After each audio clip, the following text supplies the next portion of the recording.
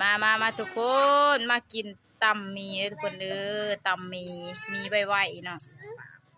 นี่เป็นตาแซ่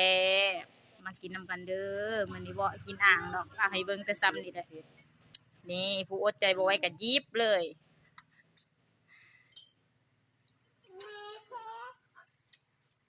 เป็นตาแซ่บมีก้อนเลือดพร้อมพี่น้องมากินน้ำกันเด้อนี่อดบ่ไหวเดี๋ยวว่าสันผู้อยากก็ได้ค่าถ่ายคลิปนี่ม